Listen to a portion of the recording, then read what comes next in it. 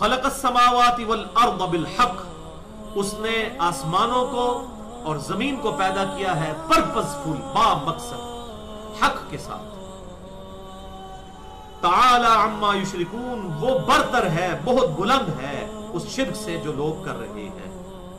خلق الانسان من نطفہ، اس نے انسان کو پیدا کیا ایک حقیر نطفے سے، منی کے قطرے کے ساتھ. فَإِذَا هُوَ خَصِيمٌ مُبِينٌ، پس اب وہ کھڑلا جھگڑالو بن گیا ہے، یعنی اپنی پیدائش پر غور نہیں کرتا.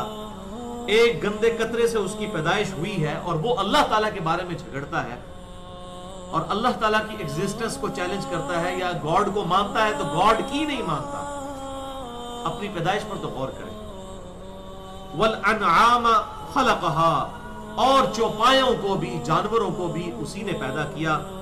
لَكُمْ فِيهَا دِفْءٌ وَمَنَافِعُ وَمِنْهَا تَأْكُلُونَ، جس میں تمہارے لیے گرم لباس بھی ہے اور منافع کی چیزیں بھی ہیں اور ان کا گوشت بھی تم کھاتے ہو. اب یہاں سے وہ فزیکل فینومینا آف نیچر، اللہ تعالیٰ کی جو بڑی بڑی قدرت کی نشانیاں ہیں، التذکیر بآلاء اللہ کے تحت اللہ تعالیٰ اپنی قدرت کی نشانیاں گنوائے گا کہ یہ سب کی سب چیزیں جو تمہارے گرد و پیش میں تمہیں نظر آتی ہیں، ان کا کوئی کریٹر ہے، کوئی سپریم بینگ ہے، کوئی سپر نیچرل ایجنسی اور سپریم اتھارٹی ہے جس نے ان چیزوں کو ڈیزائن کیا ہے. یہ خود بخود نہیں بن گئی. اگر کوئی سمجھتا ہے یہ چیزیں خود بخود بن گئی ہیں تو ہم زمین و آسمان کے سارے انٹلیکچوئلز کو یہ دعوت دیتے ہیں، ایک مرغی کا انڈا توڑ کر پلیٹ میں رکھتے ہیں، اس لیزدار مادے سے کوئی ہمیں چوزا تو بڑی دور کی بات ہے، چوزے کی چونچ بنا کے بتا، اور روزانہ اربوں کھربوں انڈوں سے چوزوں کا نکلنا، مختلف پرندوں کے چوزوں کا نکلنا، یہ خود بخود نہیں ہو رہا، کسی کے کرنے سے. بھائیو، جو کام انسان پوری انٹلیکچوئل انپٹ دے کر بھی نہ کر سکے، اس کے بارے میں یہ کہا جائے کہ وہ کام خود بخود ہو رہا ہے، ایسا نہیں ہو سکتا. جو کام کرنے سے نہیں ہو رہا وہ خود بخود نہیں ہو سکتا. کسی ایسے کرنے والے نے وہ کام کیا ہے کہ جو بہت بڑی قدرت رکھتا ہے. اب اسی کی طرف اشارہ ہے کہ تم دیکھو اپنے چوپایوں کو، اس میں تمہارے لیے فیہا دفء، گرم لباس.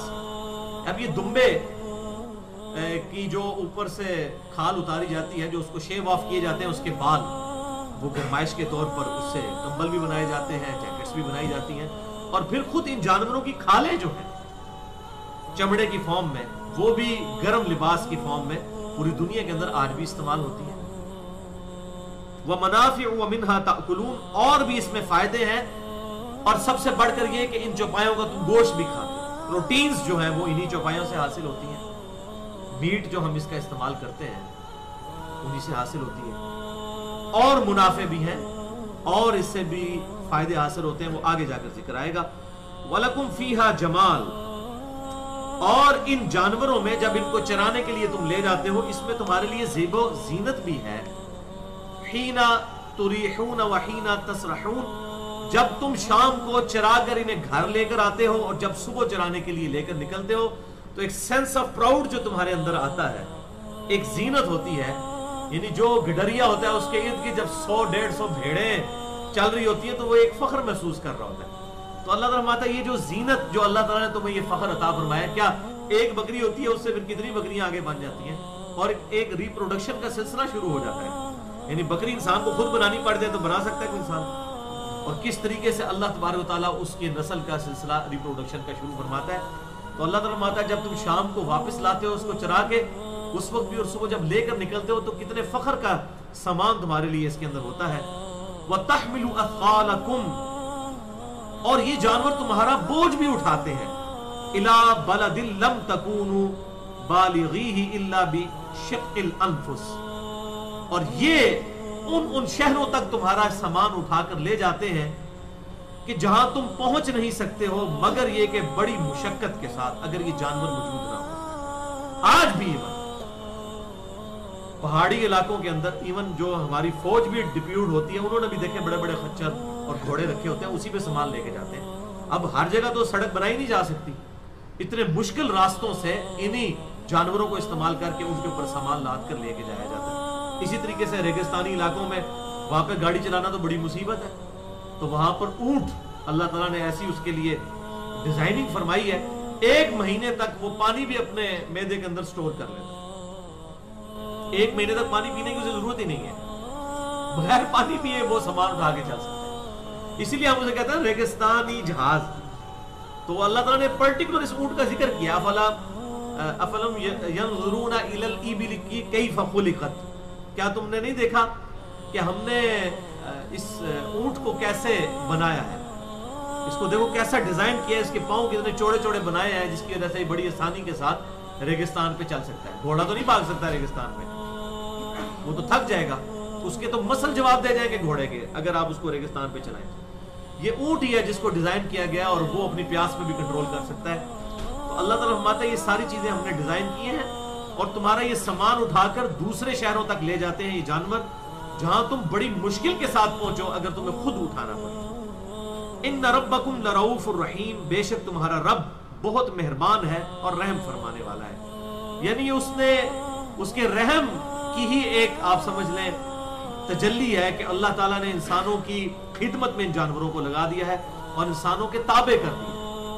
और आप देखें किस तरह इंसान जो है वो इनको इस्तेमाल करता है, हालांकि इंसान इनको अपनी जुबान समझा ही नहीं सकता, तब भी अल्लाह तबारक व तआला ने इनके अंदर ये कैपेबिलिटी रखी है कि इंसान इशारों के जरिए घोड़ों को भी मुती कर देता है, खच्चर को भी, गधे को भी। ये अल्लाह ताला की कुदरत है। और उसी का जिक्र आप देख लें आगे वल खैला वल बिगाला वल हमीर, और उसी ने पैदा किए हैं घोड़े और खच्चर और गधे, लितरकबूहा व ज़ीना, ताकि तुम उन पर सवार हो और वो तुम्हारी जीनत का भी सामान बने। अभी भी आप देखें जो मुश्किल इलाकों में सफर है वो इन्हीं जानवरों के जरिए, खच्चरों के जरिए, घोड़ों के जरिए, गधों के जरिए होता है। इवन आज के दौर में भी आप अगर देखें तो जब ये फौज की परेड्स वगैरह होती है उसमें भी वो बड़े पले हुए घोड़े होते हैं जिनके ऊपर वो कमांडर बैठा होता है। ये नहीं, ये सिंबल है दुनिया के अंदर एक। तो घोड़े आज भी ये फौजियों ने खच्चर और घोड़े पाले हुए होते हैं, क्योंकि जिन इलाकों में इनकी ड्यूटीज होती हैं पहाड़ों के ऊपर, मुश्किल रास्तों के ऊपर, तो खुद तो नहीं सारा सामान उठा के जा सकते, तो इन्हीं घोड़ों और खच्चरों और गधों के जरिए ये सारा सामान लेके जाया जाता है। तो अल्लाह ताला माता है इसमें तुम्हारी जीनत भी है। वल्लज़ी अंज़ला मिनस समाई माआ, वही है अल्लाह जिसने आसमान से पानी नाजिल फरमाया, लकुम मिनहु शराब, जिसमें तुम्हारे लिए पीने का सामान भी मौजूद है, व मिनहु शजरुन फीही तुसीमून, और उसी से सब्जा उगता है और उसी से तुम्हारे मवेशी फिर चरते हैं। यानी ये जो सब्जा उगता है ये आसमान से बारिश नाजिल होती है, और वो पूरा वाटर साइकिल हम पिछली दफा सूरह अल हिज्र में पढ़ चुके हैं कि अल्लाह ताला समुद्र के पानी को वेपोरेट करता है, वही पानी जो है ग्लेशियर्स की फॉर्म में स्टोर होता है पहाड़ों के ऊपर, सूरज से ही वो वेपोरेशन होती है, फिर सूरज की रोशनी से ही वो ग्लेशियर पिघलते हैं और वहां से दरिया चलना शुरू होते हैं, जमीन के ऊपर भी और जमीन के सोतों में नीचे भी। तो फिर अल्लाह ताला बारिश के जरिए भी पानी बरसाता है और उसी से चारा निकलता है, चारे को जानवर खाते हैं, हम जानवरों को खाते हैं, हमारी खेतियां भी जो है वो सब के सब उसी पानी की वजह से उगती हैं। तो सिर्फ वाटर साइकिल अगर डिस्टर्ब हो जाए, अगर ये पानी इवेपोरेट होना छोड़ दे तो हम प्यासे मर जाएंगे। अंदर जमीन में भी पानी खुश्क हो जाएगा, आसमान से बारिश नहीं बरसेगी, ग्लेशियर तक भी नहीं पानी पहुंच सकेगा। अल्लाह ताला के लिए इस मखलूक को तबाह करना कोई मसला है।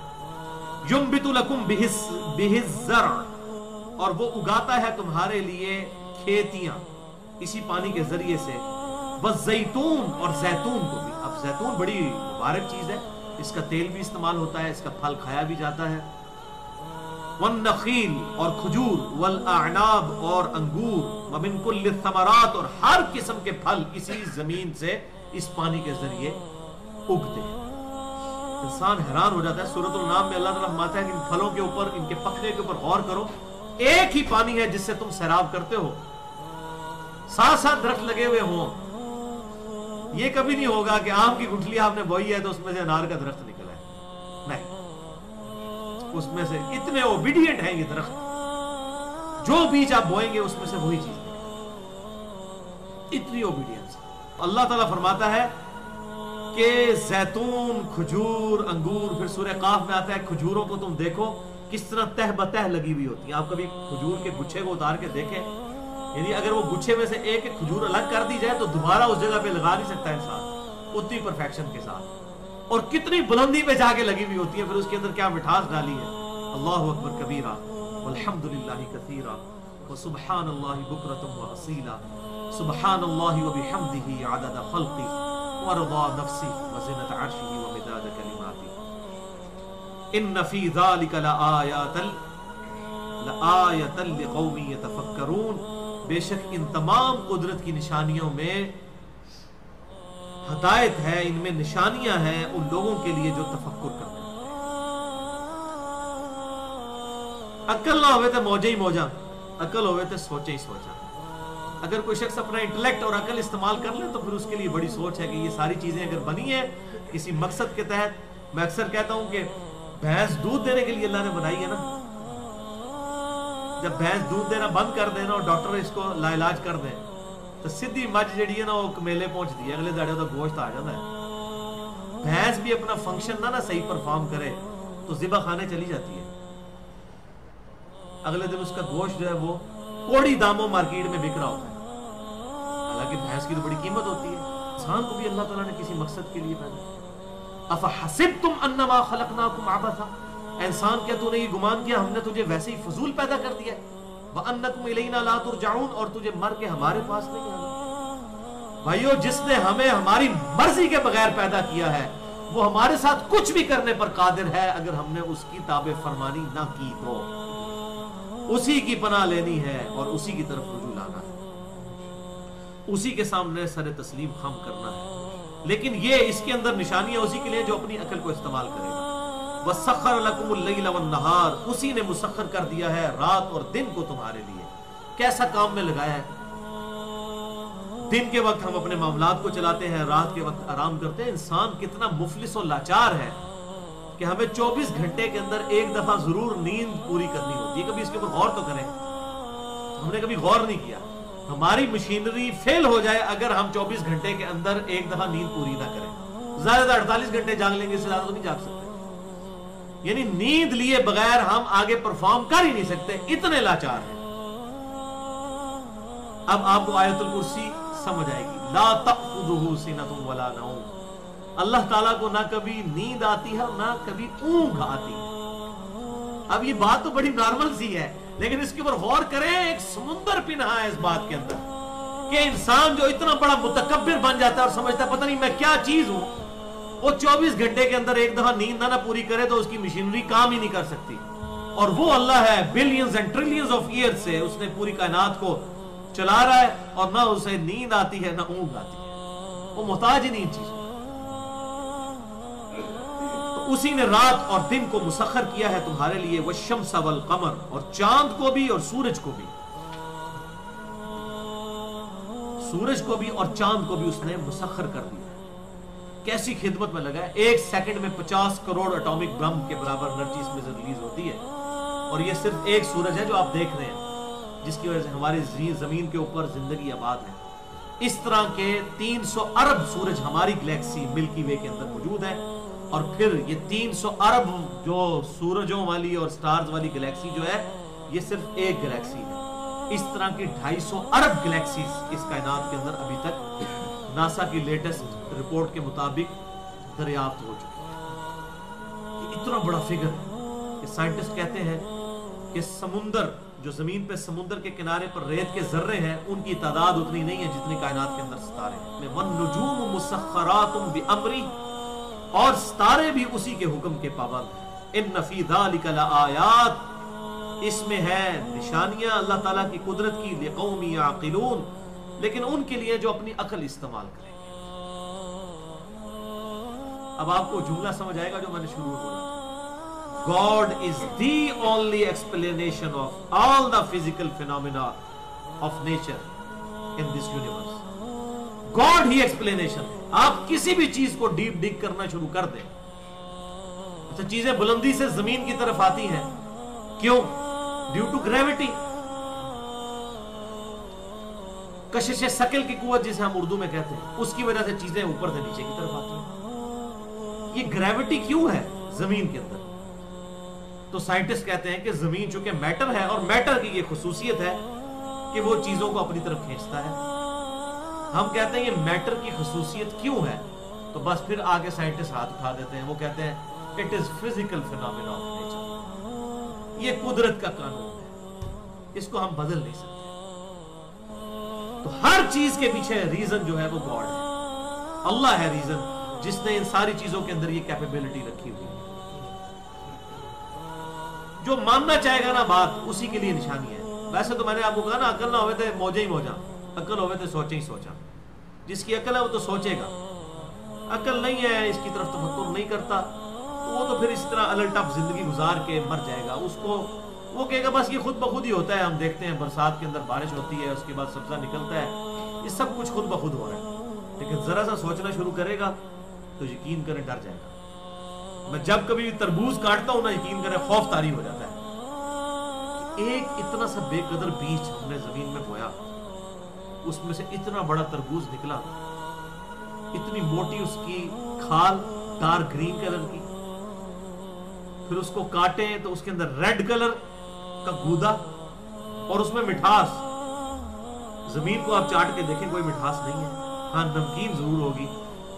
اور پھر وہ ایک تربوز کے اندر ہزاروں بیج، ایک تربوز کروڑوں اربوں تربوزوں کا ڈیٹا لیے ہوئے اپنے اندر، وہ جتنے بیج ہیں ہر بیج سے آگے پھر ایک تربوز، اور اس طریقے سے ایک فیکٹوریل پرابلم شروع ہو جاتا ہے، ملٹیپلائی ہونا شروع ہو جاتا ہے۔ تو انسان جب کبھی بھی قدرت کی کوئی چیز کھانے لگے بنائی ہوئی اللہ تعالیٰ کی، تو فوراً ذہن میں لائے کہ یہ کسی کے بنانے سے بنی، اور یہ آپ بنا کے کھا پی کے فارغ ہو جاتے ہیں، اس کے بعد کبھی غور کیا، رات کو ہم روٹی کھا کے سو جاتے ہیں، ہمیں بالکل پتہ ہی نہیں ہوتا، صبح کے وقت اٹھ کے آرام سے پیشاب کرتے ہیں۔ میں تو یقین کریں جب کبھی بھی ٹوائلٹ جاتا ہوں نا، تو ٹوائلٹ جا کر باہر نکلنے تک ایک ہی چیز دماغ میں ہوتی ہے کہ میرے اختیار سے کچھ نہیں ہوا، میرے گردوں نے جو پیشاب کو الگ کیا، میرے معدے نے اس خوراک کو ہضم کیا، جگر پیرلل میں خون بنا رہا ہے، اس خوراک کو جو ہے وہ کنورٹ کر رہے ہیں میری انرجی کے اندر، اور یہ سارے کے سارے معاملات ہو رہے ہیں، میرا کوئی اختیار نہیں ہے۔ ہم باہر کی ٹریفک سے ڈر رہے ہوتے ہیں کہ کہیں گاڑی کے نیچے نہ آ جائیں، بھائی ہمارے جسم کے اندر جو ٹریفک اللہ نے چلائی ہوئی ہے، انسان یہ کھال اگر ہٹ جائے تو جتنی مشکل ٹریفک اندر چل رہی ہے، اگر وہ ذرا سی بھی ڈسٹرب ہو جائے نا تو انسان ایگزسٹ نہیں کر سکتا۔ پیشاب اگر انسان کا بند ہو جائے نا، زمین و آسمان کی ساری مخلوقات مل کے نا، سارے بزرگ فرشتے سب مل کے بھی ایک بندے کا پیشاب نہیں جاری کر سکتے اگر اللہ بند کرتے۔ اور اگر انسان کو یہ کیپیبلٹی نہ ہو کہ پیشاب روک سکے تو ہر وقت پیشاب نکلتا رہے۔ ایسے بھی دنیا میں لوگ موجود ہیں جو پیشاب نہیں روک سکتے۔ ایک دماغ کے اندر پورا ایک بیلنس سسٹم ہے جو ہمیں ایک سگنل جاری کرتا ہے، جس کی وجہ سے ہم بسانے کے ذریعے پیشاب کو کنٹرول کرتے ہیں۔ اگر یہ چیزیں نہ ڈسٹرب ہو جائیں تو پیشاب نکلتا رہتا ہے، بغیر ارادے کے بھی نکلتا رہتا ہے۔ انسان بڑا کمزور ہے، اللہ تعالیٰ کی ایک ایک نعمت سامنے آئے تو اسی لیے ہمیں کیا چیز سکھائی گئی ہے کہ جب کبھی بھی ہم اس طرح کی چیزیں دیکھتے ہیں تو کیا کہتے ہیں؟ سبحان اللہ۔ سبحان اللہ کیا مطلب؟ کہ اے چیز تیرے اندر خوبی نہیں ہے، خوبی اس کی ہے جس نے تجھے پیدا کیا ہے۔ خوبصورت آم دیکھتے ہیں تو کہتے ہیں سبحان اللہ، خوبصورت پھول دیکھتے ہیں تو کہتے ہیں سبحان اللہ، کہ پھول میں خوبصورتی نہیں ہے، خوبصورتی اس پیدا کرنے والے میں ہے۔ پاک ہے وہ اللہ جس نے تجھے عیب کے بغیر پیدا کر دیا، وہ ہے پاک اصل میں۔ جب کبھی بھی اس طرح کی چیز دیکھیں تو آپ صلی اللہ علیہ وسلم بھی سبحان اللہ کہا کرتے تھے۔